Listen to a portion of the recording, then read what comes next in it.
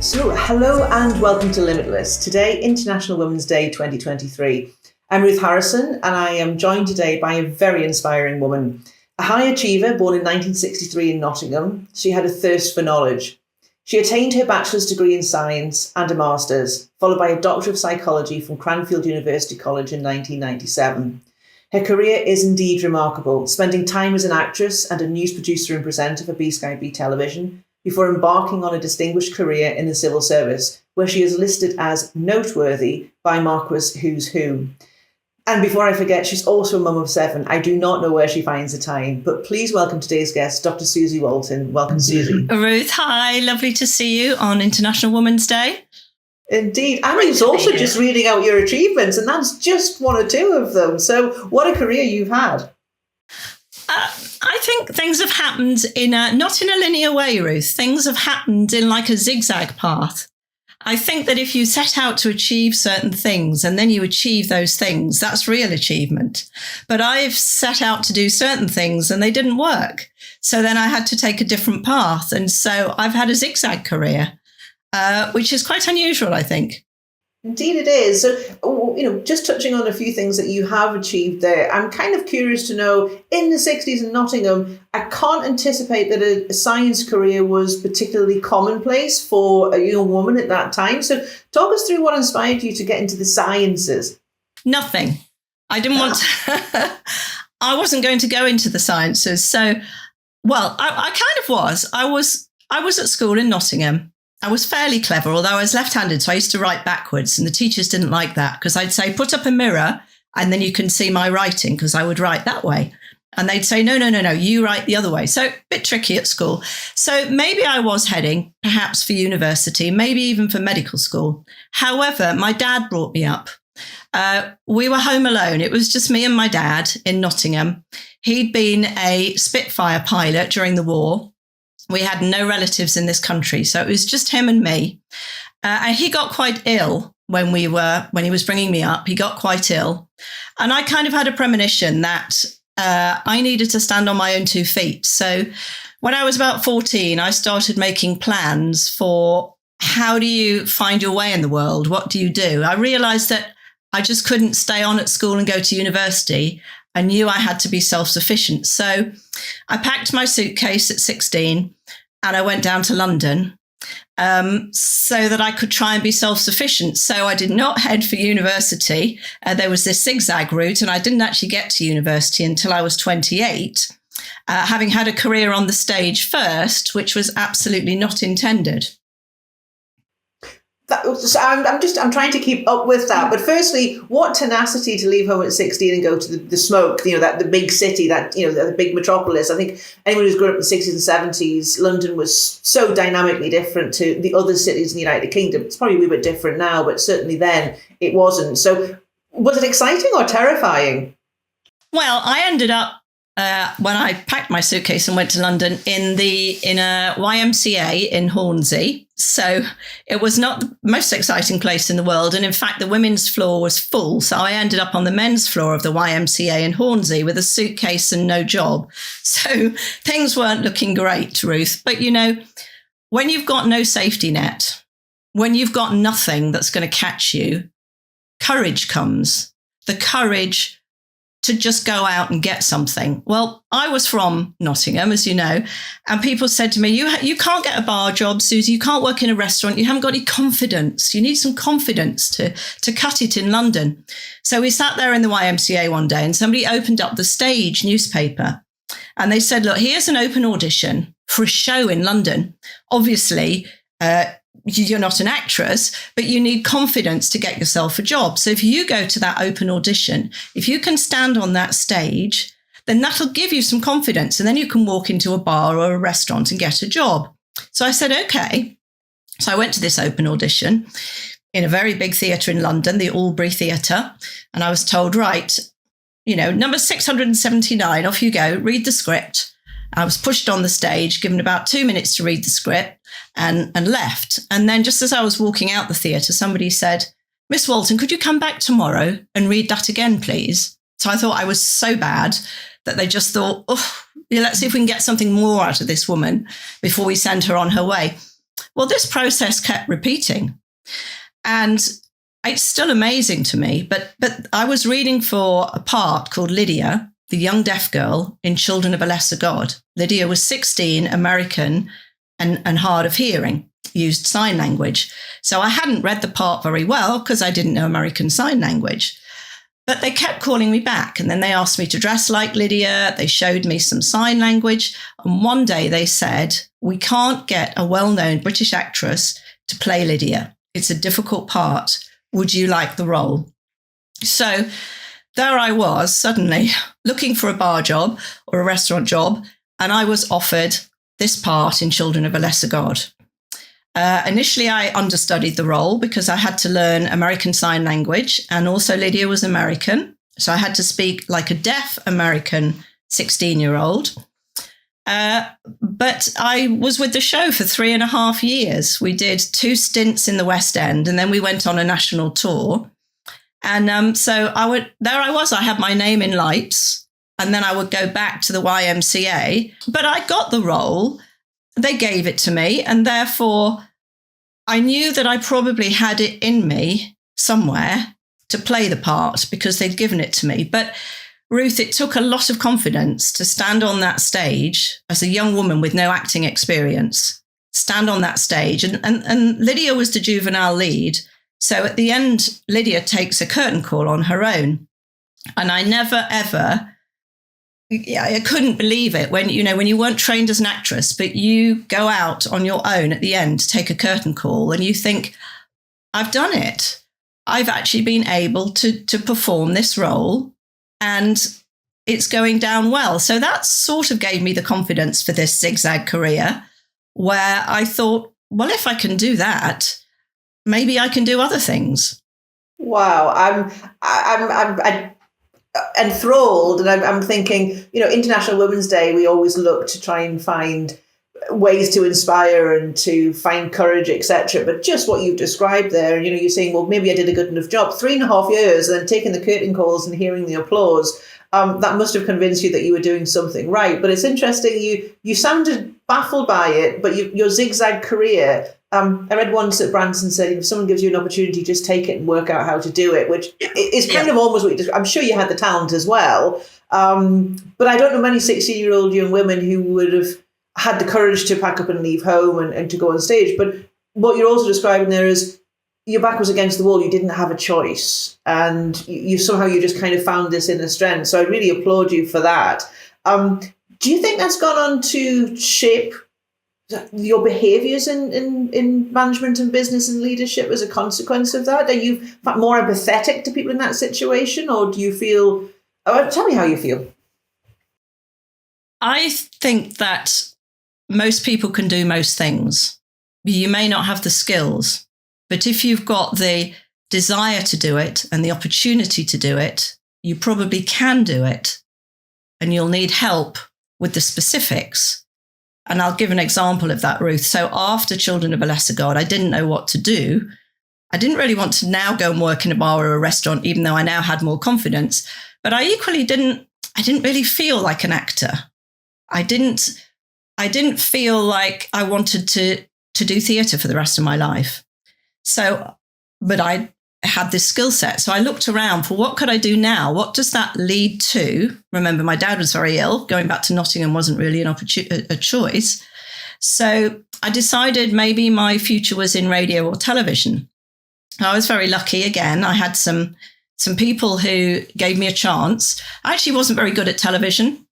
And that's another thing I've learned, that sometimes things just don't work. I could do television, but I found it very hard. I did some live work for BBC Science and Features.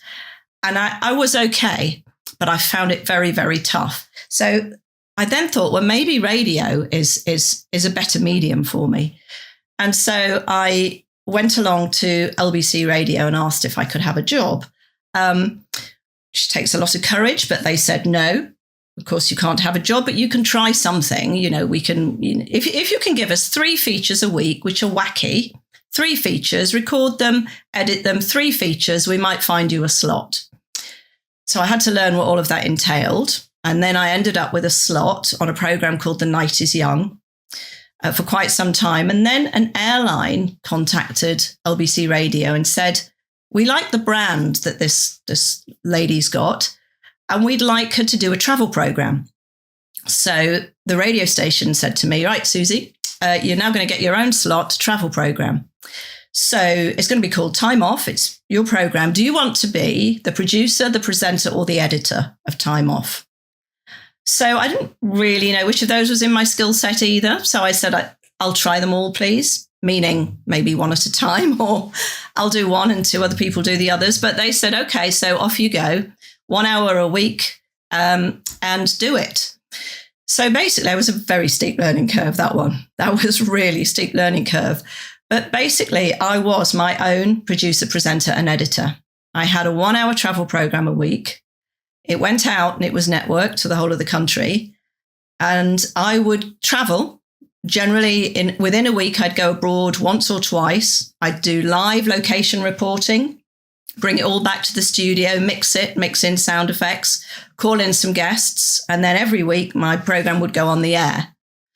So I would always say to people, if you are offered an opportunity, take it, because either you won't like it, so then you'll want to exit yourself, because you'll, a bit like me in television, you'll think, I'm sorry, this is not quite right, the fit isn't right. Or you'll think, well, I really like this, but I lack some of the technical skills. You can always learn the technical skills, and people will always try and help you. If your heart's in the right place and you're motivated, people will always try and help you. So there I was, Ruth, really enjoying doing this. And I went, literally all over the world, went on Concorde, I recorded on flight decks. I did all kinds of things. I became a travel rep and recorded that for a week with a company called 1830s. That was an eye-opener. But then baby number 1 came along. And I think that's when I realized that we have to be practical in life. I might have been good at this, but you can't do a travel program with a young baby in tow. I did try it, but I couldn't do it. So I had to appreciate that sometimes you have to say, that's been great, and now it's time for something new. So when baby 1 came along, that's when I had to hang up my microphone. Just again, a remarkable story, but I love the would you like to do this or this? I'll do all of them, and not to be greedy, just because you had a real desire to try them all and learn them, because you might be good and you might not. You seem to have a capacity for acknowledging, I'm good at that, I should continue it. I'm not good at that and I'll stop. I'm not sure everyone has that maybe self-awareness to be able to do that. I'm kind of thinking myself and many others who I've encountered in my career. Sometimes you look and think, I wish you would stop. But that is do you feel that's unique? Is that a skill that you have, or is that something that you were taught, or does that come from guidance to say, I think you should stop doing this now, Suzy? How does that work? I think it's feedback, Ruth. And I think whatever you do, you've got to say to people, okay, I'm not perfect. Am I good enough in this? Do you think there's any capacity for me to get better? Or should I just disappear right now? So with the radio, I felt like I was good at it, but I still took feedback from people and asked how I could improve. Should I actually be doing this? Same with television. It's very difficult when you're doing something that's hard, and then you have to say to somebody, how does this look? Am I any good at this? And people go, Suzy, no. Because then you have to take a really deep breath, and you have to be careful not to lose all your self-esteem. And you have to say to yourself, okay, there's a million things in the world I could do. This one isn't working. It's time for a change. That's not a criticism of me as a person. It's not about my personality, intellect. It's just saying your skill set probably can't be developed in this particular area. So I think constantly looking for feedback and being brave enough to hear it and act on it is very important. Sometimes, I haven't always listened to feedback, but sometimes I have. Yeah, we're only human, and I suppose the element is, feedback is a gift, isn't it? And you can choose to accept it or not. And you seem to have that capacity to be able to seek it and arguably to give as well. So you've talked about sort of, I wouldn't say falling into, but finding yourself in the entertainment business through acting and through publishing and media and television and subsequently radio. Where did the change happen to study sciences? And baby number one's on the scene at this time? Yeah, so I was at Sky News. I was a news producer. It was the Gulf War. I was on duty one night, overnight, when the ground offensive broke out. Or rather, we didn't know if it had broken out. American television was reporting that it had. And I had to make the decision as to whether we lead on this. Was our evidence good enough? And I realized in that moment that not being a graduate was actually a little bit of a problem. I didn't know how to take multiple sources of information and make a really rapid decision. I couldn't I did. My judgment call was okay, but I suddenly realized that I wasn't sure what mental tools to use to assess a very difficult landscape. And I looked around and I suddenly realized that everybody I was working with, everybody was a graduate.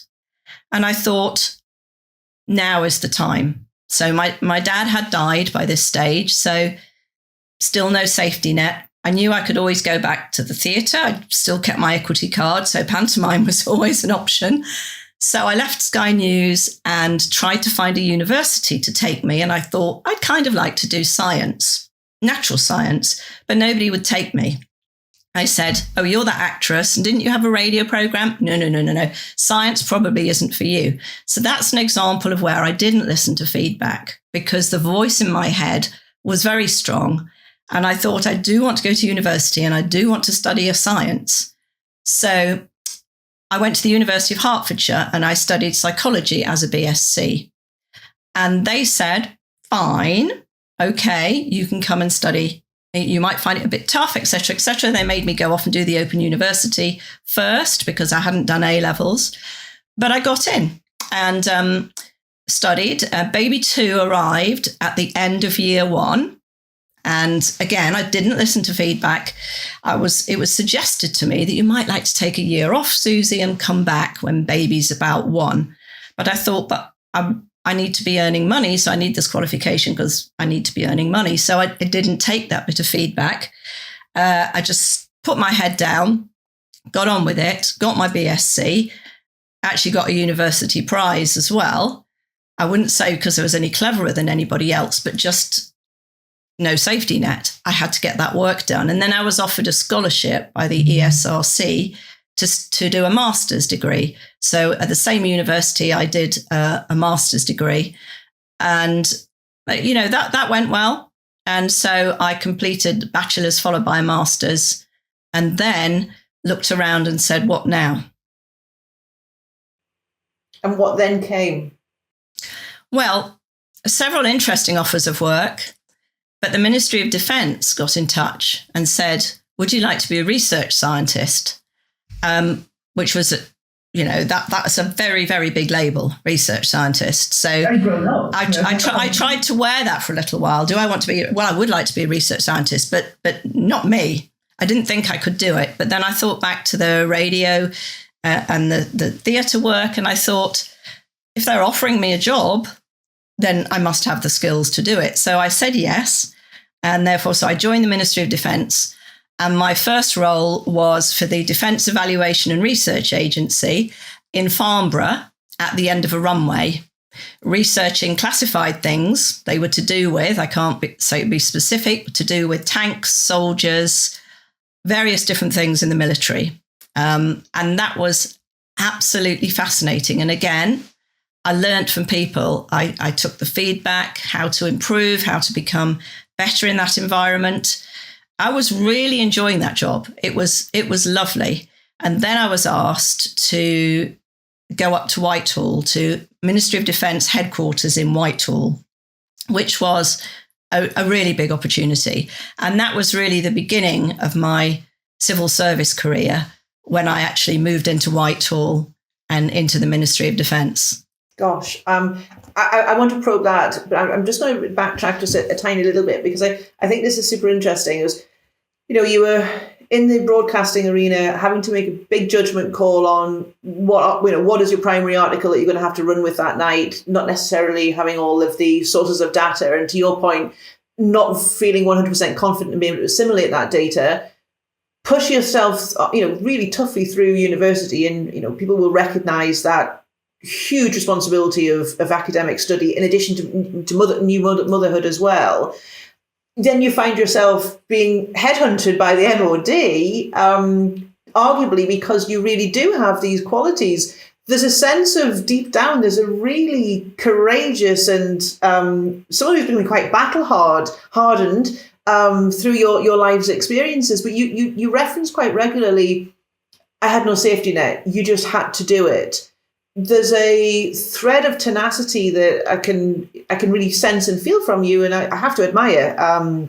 As someone who I get to interview many people, and I'm always inspired by their stories.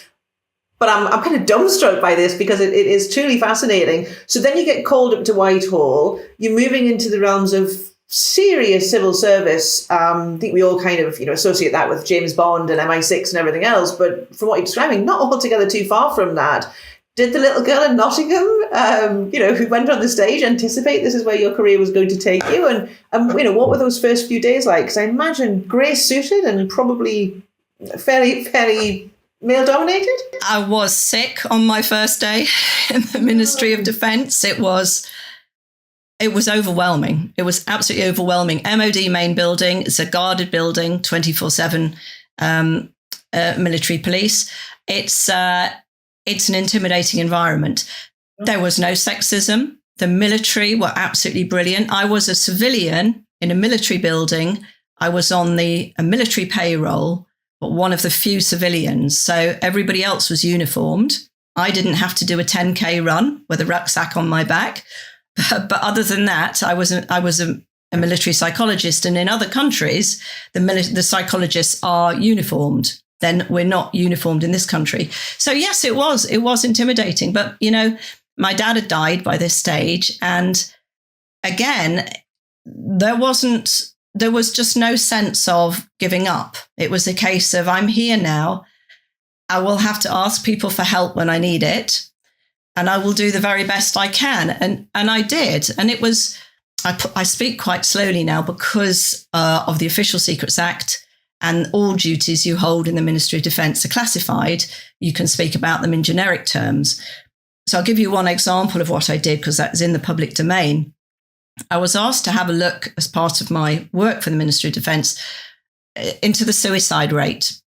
And the Secretary of State for Defence wondered if I might be able to give him an answer for that as to why so many are committing suicide, or are the numbers high, perhaps by Friday.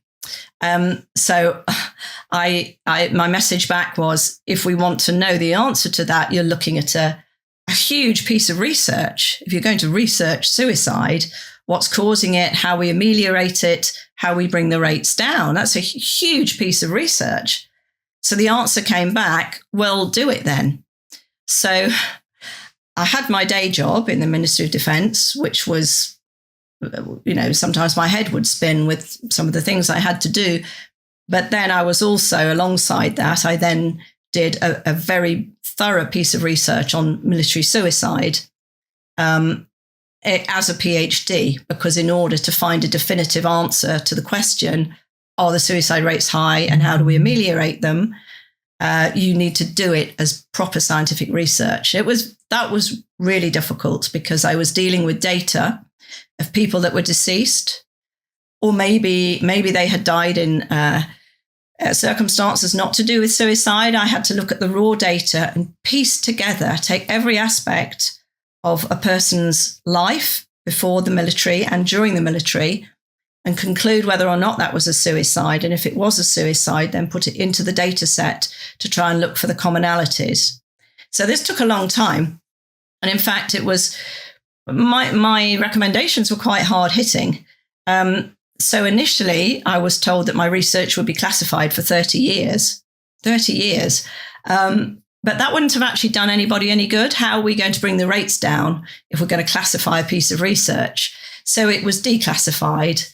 And then we were able to put the recommendations into place. And I'm pleased to report that the suicide rate did come down.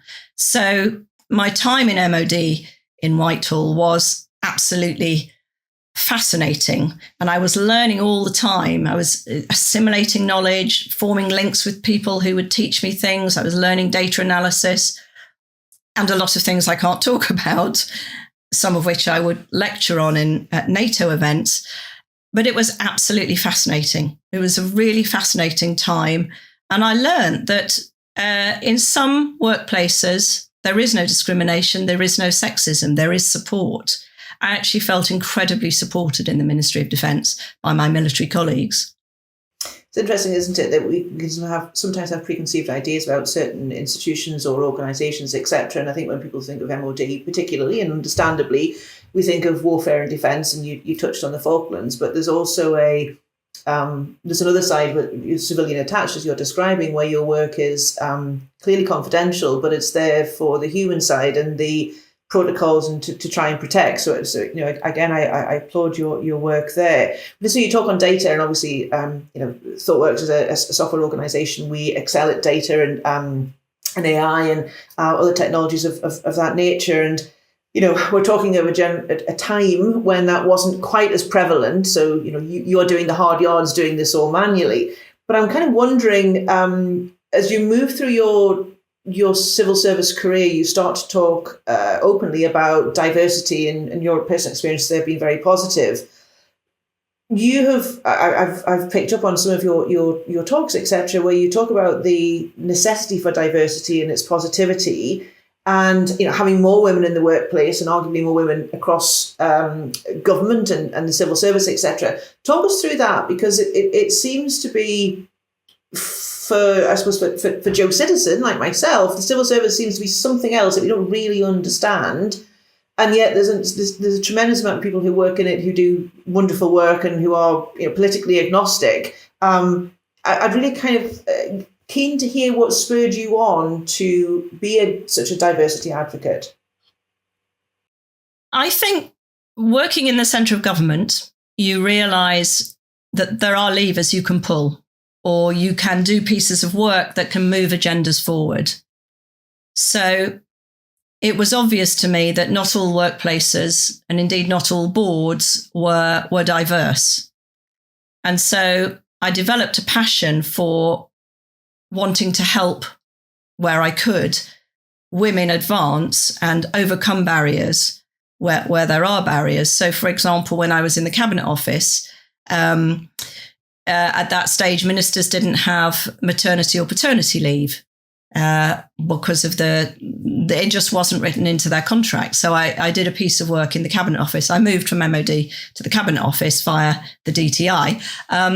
So I did a piece of work on trying to ensure we had maternity and paternity leave for ministers. But when I left MOD because my then husband actually died of leukemia. And there are times when you have to say to yourself, am I surrounded by the right influences here? So my husband died, and the MOD is about death, disaster and destruction. And my PhD was suicide. So I realized all of that put together was going to put too much personal strain on me. So I moved from the MOD to the DTI. And then after joining the DTI, Department of Trade and Industry, I was asked to go to the Cabinet Office, where I thought I could now be more helpful on wider agendas, such as diversity and inclusion. But I needed to be a little bit distanced from warfare, I suppose you could say. So when I was in the Cabinet Office, I realised that there was a lot you can do as a senior civil servant to advance agendas. I was actually working in the Prime Minister's strategy unit, which causes people some confusion because they say, well, what are your politics? As you've alluded to, you are apolitical in the civil service. You serve the government of the day, and you're ultimately trying to help public services run better. So although I was in the Prime Minister's strategy unit, and I was leading on a programme of work for the then Prime Minister, I was a senior civil servant. And that programme of work was about making Whitehall boards more strategic. Now, for myself, I worked out that strategic meant, I interpreted it as boards should be able to horizon scan and make sure that they're taking lots of information into the decision making that the board makes. But the board needs to be diverse as well. The board must be diverse, or it's not going to be a good board. So that's where my passion came from for advancing women, helping to advance women such that they obtain board positions. Because without that diversity, there isn't the appropriate thoroughness of thinking, as you well know. So I spent quite some time in the Cabinet Office on this particular piece of work called Strategic Futures to make boards more strategic. And that's when I decided, for me personally, actually, I want to sit on a board. Why am I doing all this work making boards better? I want to sit on a board. So I looked at the odds of sitting on a board from within Whitehall and realised it was pretty low. You know, maybe with a following wind and about 20 years more, you might end up on the board. But I thought, no, I actually think I could sit on a board. And I want to offer that diversity of thinking. So I left the Cabinet Office in order to sit on boards. And I went and did another qualification called Chartered Director at the Institute of Directors to sort of give me the breadth that I felt I needed. And I think that since then, since I left Whitehall and since I became a Chartered Director, I've really tried to focus on diversity and helping women advance, because there's an awful lot more women that could sit on a board if only they believed they could.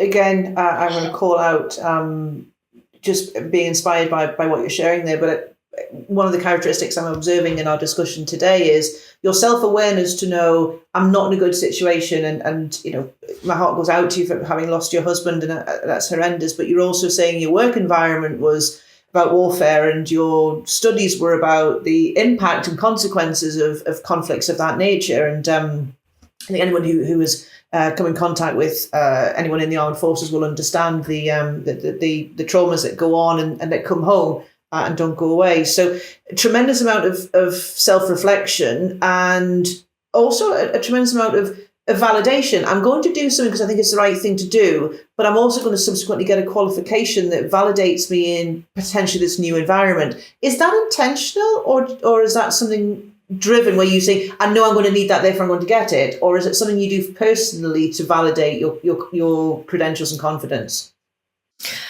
I think it's about covering all bases. So I thought I could sit on a board. I'd worked with the Whitehall boards, and I thought, what do they have that I don't? Well, I didn't know. I thought I could do it, but I didn't know I could do it. So I thought, well, if I get a qualification alongside trying to get some board work, then that gives me something else as well.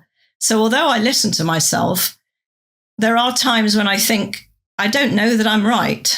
This is what I think, and this is what I hope, but I may not be right here. So let's just try to maximize my opportunities. So I thought by stating that I want to be on boards and putting in those applications, I might well get somewhere. But by also becoming a chartered director, there was my fallback, because I had a sense that would lead to something, given that I'd given up my civil service career to become a chartered director. So I do believe that it's very important you can go for something wholeheartedly, but you've got to have a sort of a backup plan just in case, or something else that's going to come in at the side and hopefully help you, because you never know if you're right. You just don't really know. And what I've been very careful to do, and this is a bit contentious, because I've said listen to feedback, but listen to feedback from the right people. Because very often, if you're thinking of going for a job and you run it past 10 people, you'll get, oh, will there be travel? Well, where are you going to get your meals from? Well, what about the children? You'll get a lot. I call it the no network. And I think we all have a no network. If you ask too many people, I want to go and sail across the Atlantic. I'm not going to get a single person give me a positive comment on that. So I've always been careful to sort of form my vague plan, then run it past people who've got some knowledge in that area. So not the no network, not the people that will say, but you'll have to travel in the dark on your own. The people who are probably in that area and might say, now if you want to go into that, you'll need such and such a skill, or have you done the so-and-so qualification? So I'm careful where to get the feedback from, because otherwise I have this feeling that if I speak to my no network too much, I'm going to believe the no network.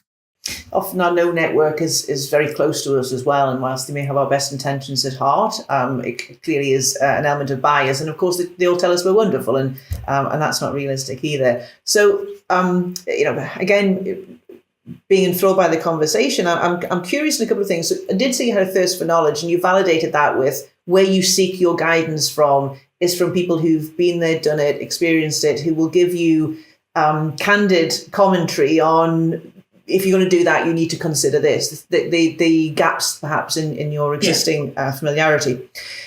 So you touched on, I wanted to be on a board, and you've progressed from the girl on the stage right the way through to being on an executive board, and being on boards across government, etc., and developing a very strong career in governance. I wonder what you think of the recent statistic, because you said, I may have been all right if I waited another 20 years. So here we are in 2023, where 41% of the FTSE 300 are now women. So we have to applaud that, because I think we've achieved that benchmark as a country 2 years sooner than was originally anticipated.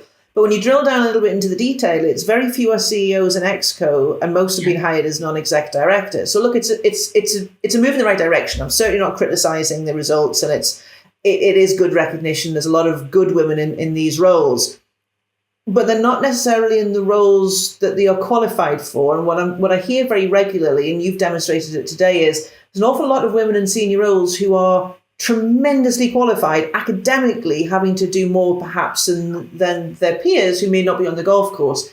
I know I'm being very generalistic, but when you look at the statistics, there are more women with PhDs in senior roles than their contemporaries who perhaps are male colleagues. So I just wonder what you feel about that statistic, and when are we really going to see the needle move in the boardroom, that we've got many competent women in senior roles in the exco as well?